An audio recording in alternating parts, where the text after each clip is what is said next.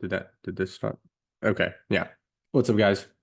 Let's get started. We're gonna go over an OPEX Outlook, the SMT with DGEX strat, and then the Vanna curve, just going into specifically for tomorrow because we have 49.50 and 50.50. So kind of basing it off that, we're gonna take a closer look into the deltas of those.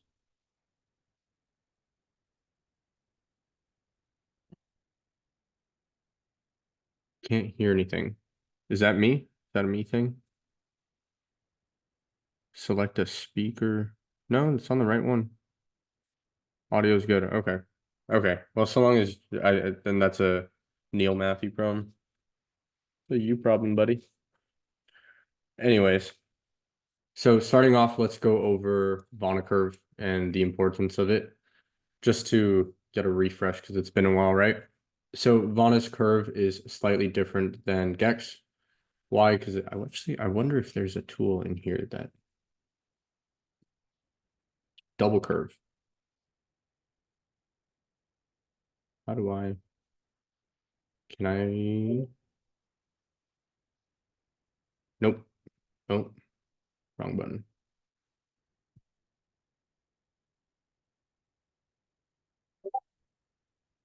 Nope, that doesn't do it either. Okay, we're just going to draw it out as usual. But anyways, so Vanna's curve is going to be looking somewhat like this, right? The zero Vanna right here, and then pretty much those legs. So these are the highest points, meaning the most impact, right? And where are those are essentially like, where is that level, right? So that curve is 0.2 on the deltas. And well, we'll label this negative 0.2, say this is positive, and this one's negative 0.2, right? So looking at that, you can kind of get a gauge of as to when the Vanna impact will start kicking in terms of the hedging impact, right? We've gone over this time and time again, but essentially let's just look into it again, just to get a refresher, right?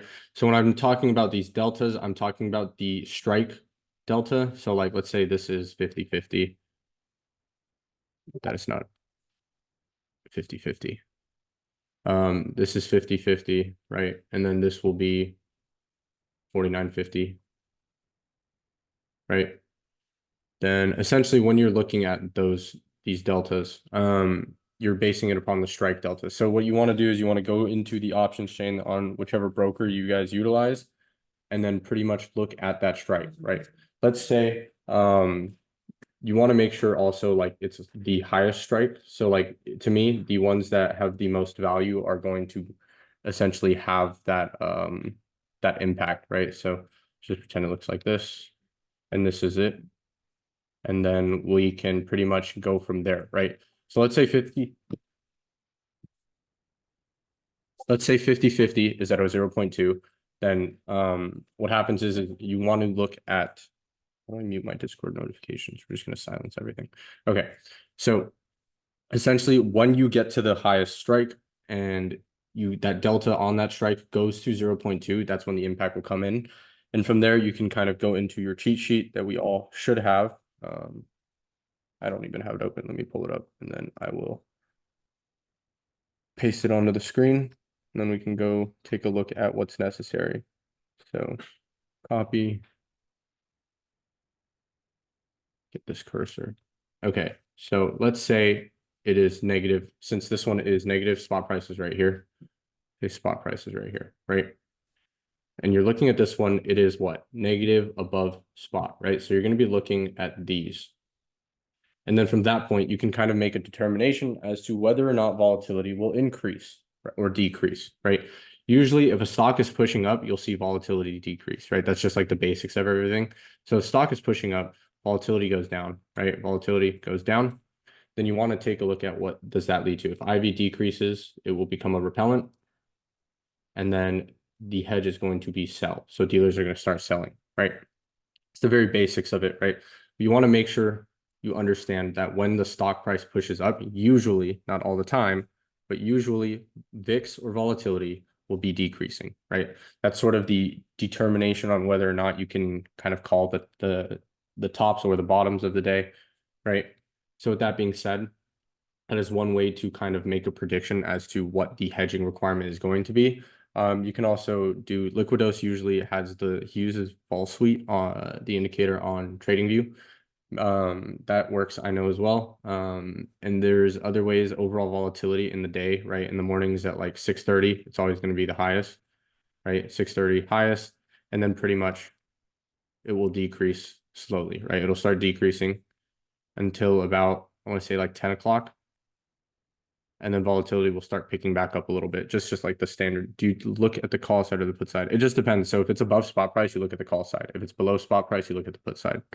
The deltas can also be 0.8. So because sometimes calls are your call side is going to be in the sorry, your put side. Wait, yeah, your put side will be in the money, and then your call side will be in the money when it's below. So there's just that way of looking at it. You can really look at either, but I always like to look at the one that's 0.2. So obviously, if it's above spot, then you're going to look at the calls. If it's below spot, then you're going to look at the puts. Right. That's just another way to go about it. Okay. And then the next thing is when you're going down in the market, volatility usually increases, right? That's just the standard. Not all the time. Once again, just keep that in mind. But yeah, that's pretty much the standard of it. So let's say now we go back to this, right? It is positive below. When you have positive below, and then as you know, the standard of VIX, right? It kind of inverses the market majority of the time. So if the market is going down, volatility should increase. It'll become a magnet.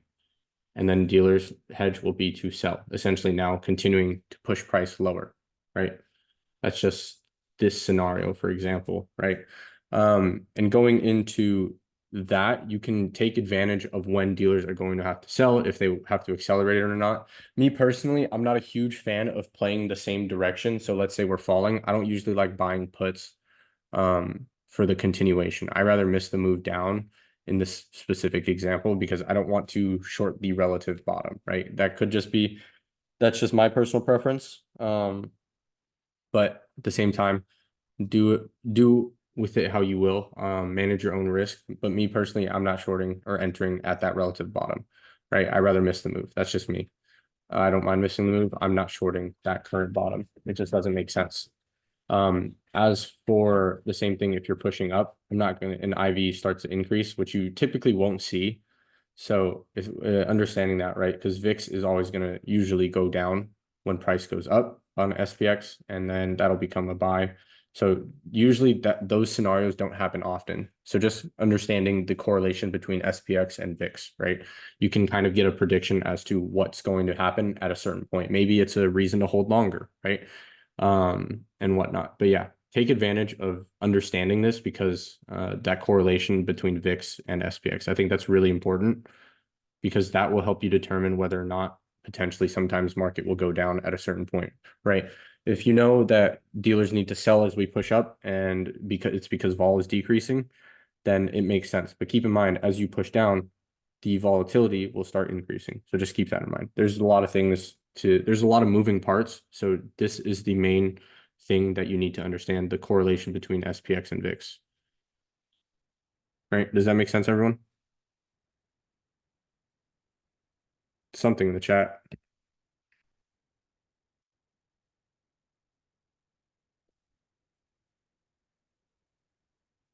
Cool. Perfect. On to the next thing, which is a potential OPEX outlook. I feel like everyone is kind of expecting this. 5,000 is a very sticky strike, right? It's been there on OPEX since the beginning of the week. And on top of that, sorry, there's a lot of background noise. Give me like 2 seconds.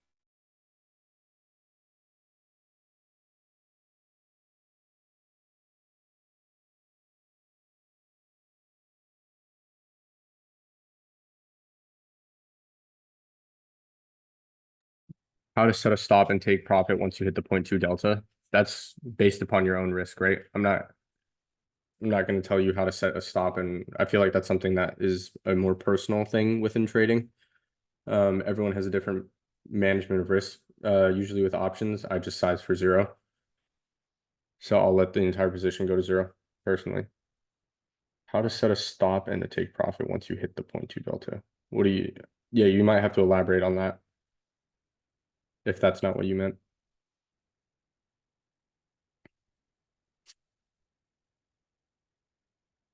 Do you look at Gex bars? I mean, if the play is dead, the play is dead, right? Okay, so there's some people who have trouble in terms of finding take profits, but take, for example, this trade. Was it this trade?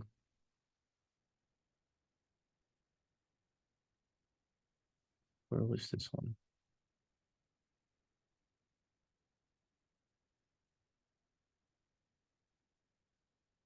There's something that happened here that I liked when we pushed up. Okay. This is just take this as an example of like how to set a take profit, right?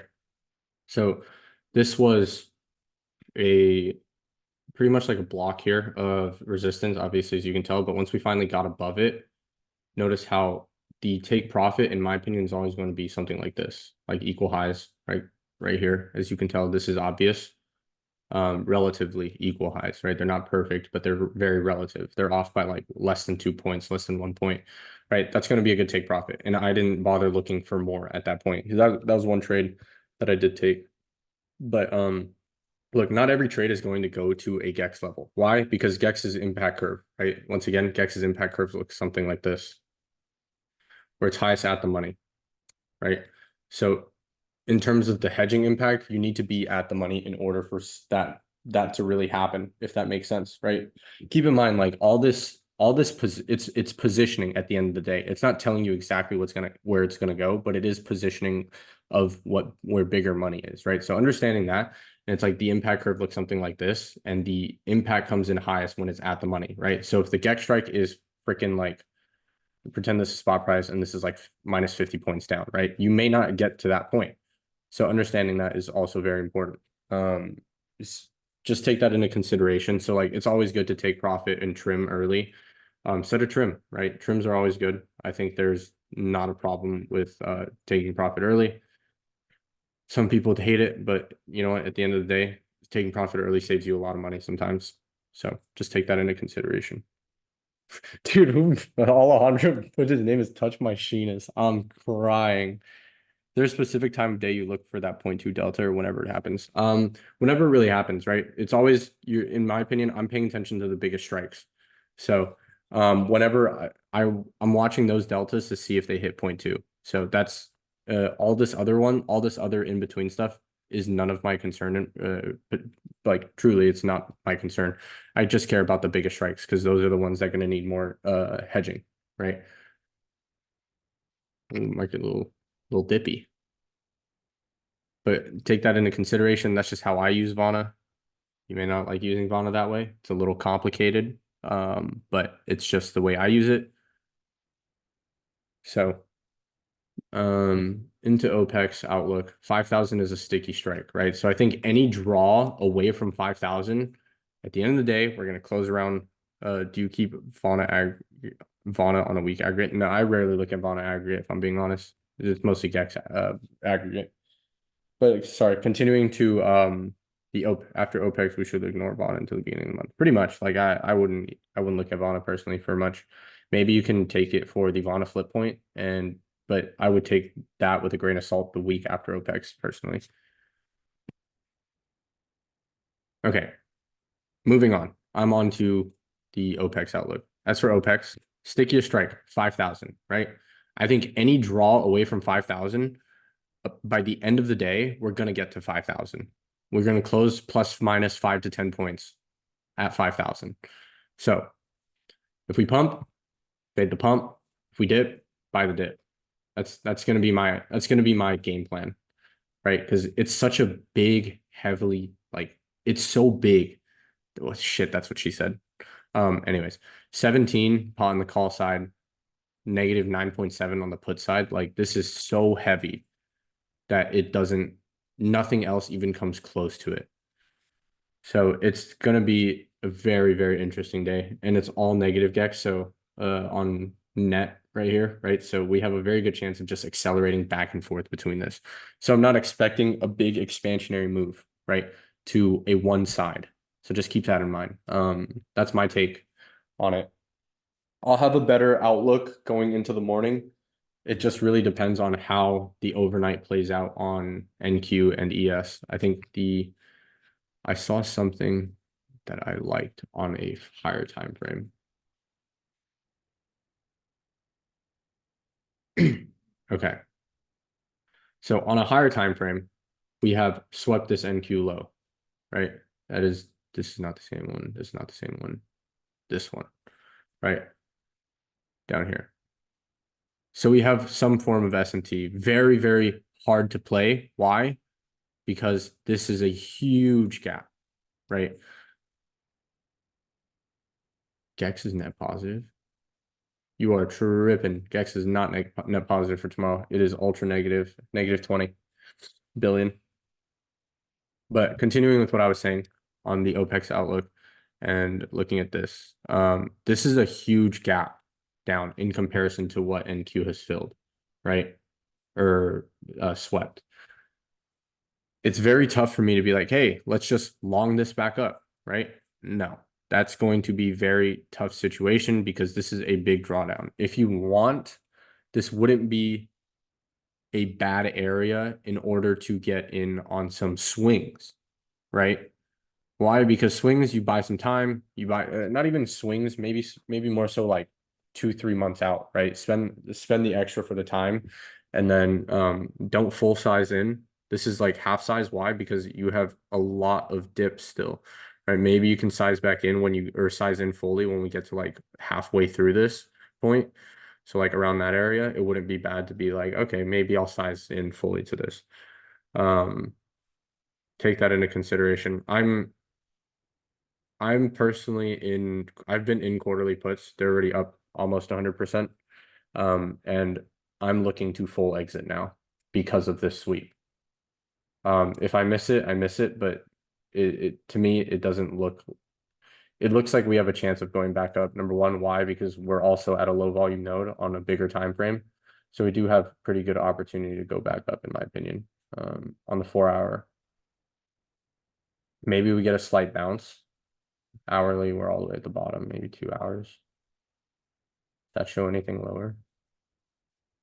Yeah, so we're just like 4-hour, we're at that area in which, you know, SMT has occurred. So it's tough for me to be like, oh, maybe we go lower. But at this, and especially with 5,000 being a sticky strike, I don't know how, if we do get lower, I'm buying the dip personally.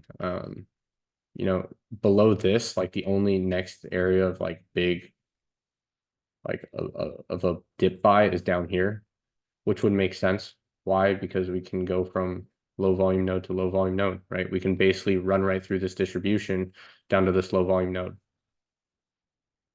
So these are areas that it makes sense to bounce. Even for a little bit to take a bounce, it wouldn't be, you know, maybe I don't think we get like a crazy bounce back up. I think in order to go lower, we do need to go higher, if that makes sense. Right. So maybe we get some sort of tap back into this area before the high volume node, right? So along from this area back to up here before, where is my pathing tool? Like maybe we get a little bit lower and then we can go back up to this low volume node area right before the high volume node. What's the name of the VP indicator? It's in the Traderlink chat. Just look up OK, guys. It's also pinned.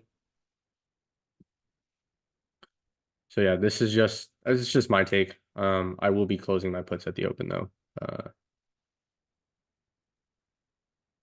I don't think we get much more down before, at least before getting some sort of up.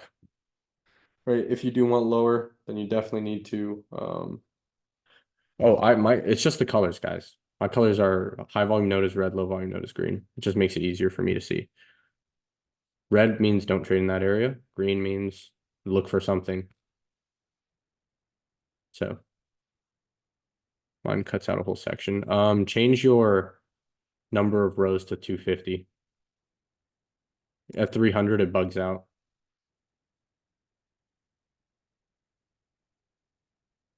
Yep, no problem. But yeah, and then I think that was it. Oh, SMT and DGEX, basically step one. All right, look at ABS DGEX. Why? Because that'll be the magnet. And I feel like going into next week, it'll be even better, especially since Vanna and Charm are in its window of weakness. So it's not going to be as prominent in terms of the hedging impact. So I think with the ABS DGEX, the magnets will work a lot better.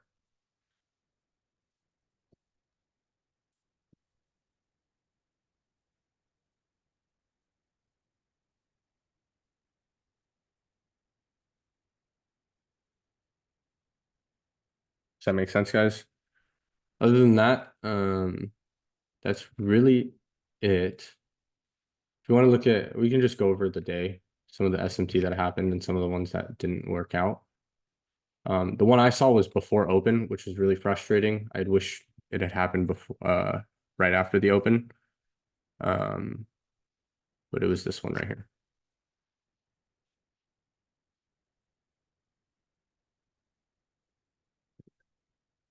So crosshairs lining up, right? Crosshairs lining up. Yep. So at 6:05 a.m., that high got swept on ES, and that high did not get swept on NQ, hence the downfall. Right. And then you could have easily targeted like Asia lows. We had oh, NQ just kept going actually. So it would have been a short on NQ instead of ES. Why? Because NQ is the one that did not sweep. Right. So it swept on, leave this candle. No, it's this one right here. So maybe you got in right here. Would put your stops right above the high. So 10-point risk. And then your first target would have been right here. Use this one as a target. And then your next target would have been right here. Was yesterday's bounce at the end of the day. And then your next target would have been this low here. Right. So something like that. This is probably this is a really decent trade. Timing wise, it's not that bad, but it just didn't have the yeah, I personally don't take the ones before market open. If there's nothing that happens right at open, like right after the bell rings at open, then I'll wait for 7 o'clock. 7 o'clock is usually a pretty good time for some SMT. 8:30 is a good time. 10 o'clock is a good time. Paired like 7 o'clock is like the most ideal because paired with like that overall reversal at 7 o'clock, that tends to happen. It works pretty well. Like if you look at here, let's see.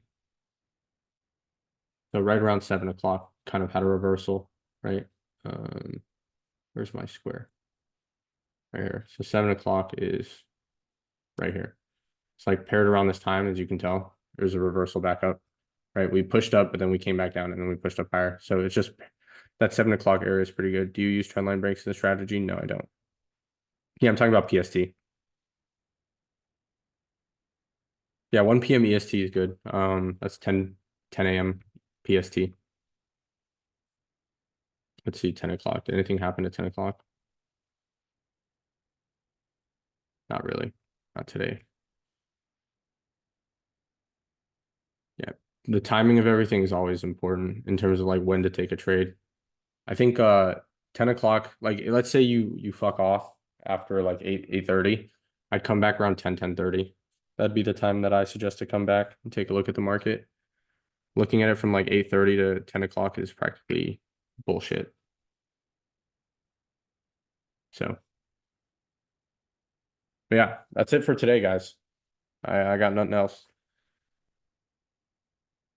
Yeah, 10 to 10:30 is great. 7 is the best time to start taking a trade. Auction o'clock, also fantastic time to take a trade.